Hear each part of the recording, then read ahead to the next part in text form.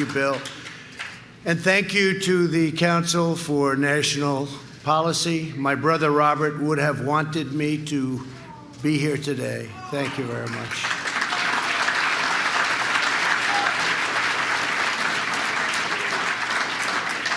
Together, we're committed to protecting the American people, preserving American values, defending America's heritage, and keeping America safe, strong, prosperous, and free. I want to thank Bob McEwen, Kelly Shackelford, and Jenny Beth Martin for your tremendous leadership of the CNP. Done a fantastic job. We're also joined by Acting Secretary of Homeland Security, who's done incredibly, Chad Wolf. Where's Chad?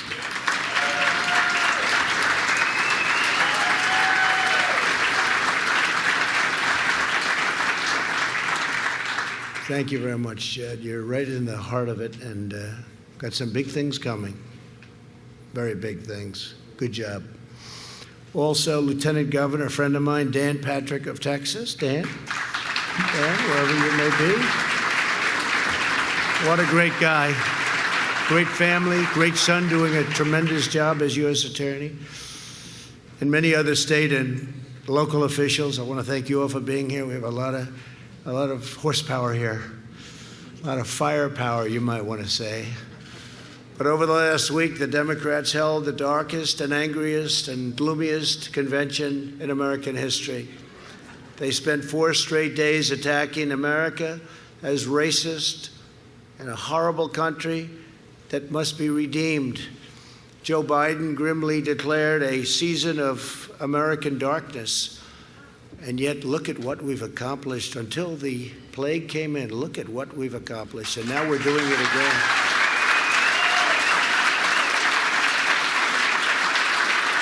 It's the most successful period of time in the history of our country from every standard.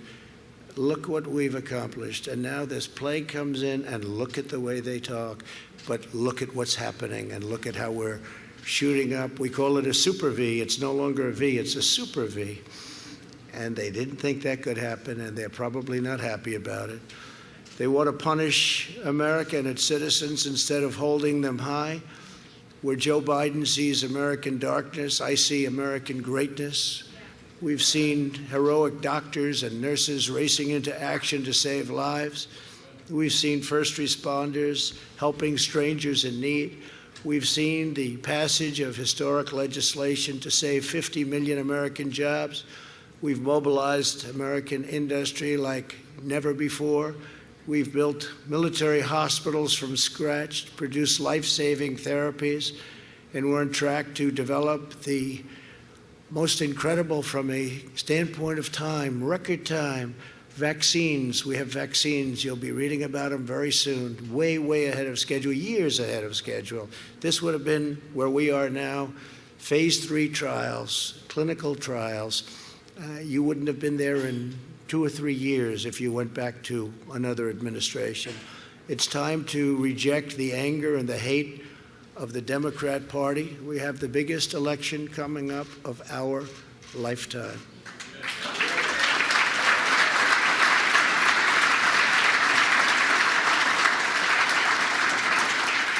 No party can lead America that spends so much time tearing down America. But the biggest part of last night's speech was what Joe Biden didn't talk about. He didn't talk about law enforcement. He didn't talk about bringing safety to Democrat-run cities that are totally out of control and they have no clue.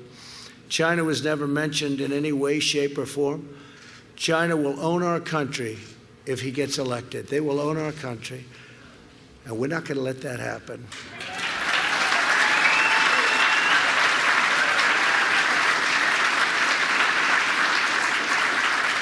And you've seen the intelligence reports. China very much wants Joe Biden to win.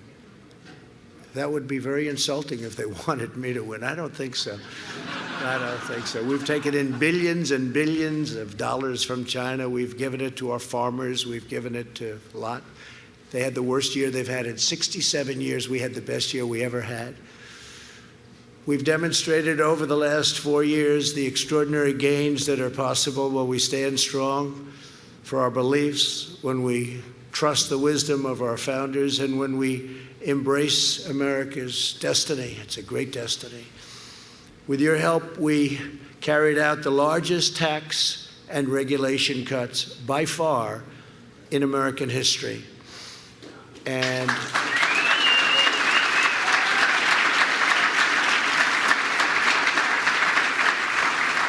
they now want to quadruple taxes, and they want to quadruple and beyond the regulation cuts. And when we say tax and we say regulation, and you say, oh, tax cuts, that's so wonderful, but the people in this room that are the heads of industry, you have some very powerful people in this room, they know that the regulation cuts may have been even more important than the biggest tax cuts we've ever had.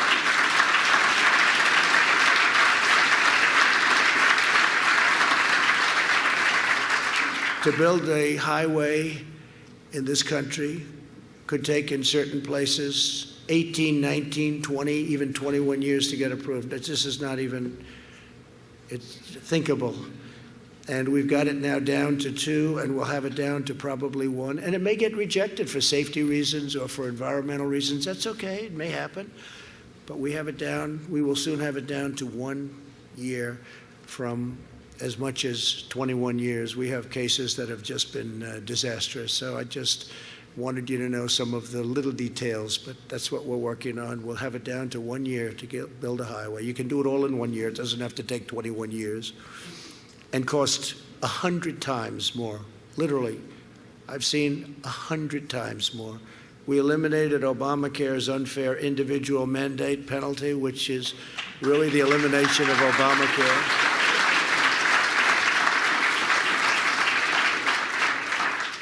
And to give to critically ill patients access to life-saving drugs. We passed a thing called, and hopefully nobody in this room will need it, but if you do, it's right to try.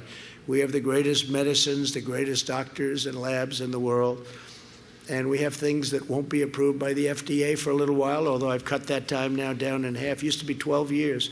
Now we've cut it down in more than half. And you see that with the vaccines, you see it with the therapeutics. But right to try, where we have the right to now go in and use some of these very promising drugs, and the response has been unbelievable.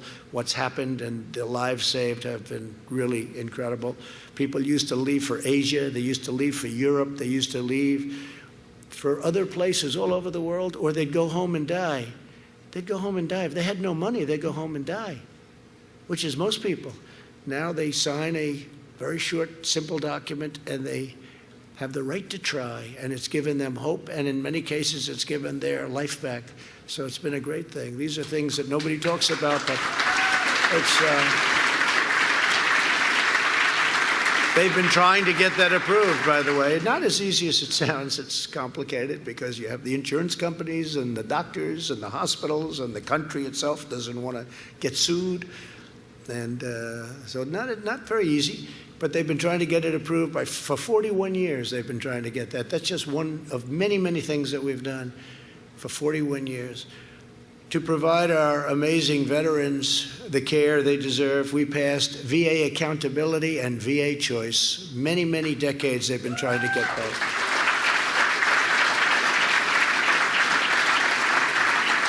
Choice meaning you wait online and you can't see a doctor, and they would wait online for a week, or 2 weeks, or 5 weeks. Sometimes they'd be ill, and they'd end up being terminally ill by the time they saw the doctor.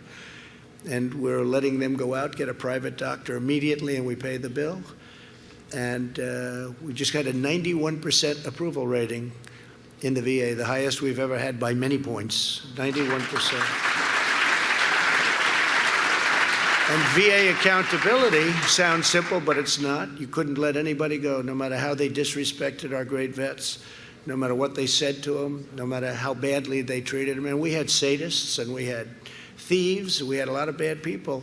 You couldn't fire them under any circumstances. Under any circumstance, you couldn't fire them. And now we say, you're fired. Called VA accountability.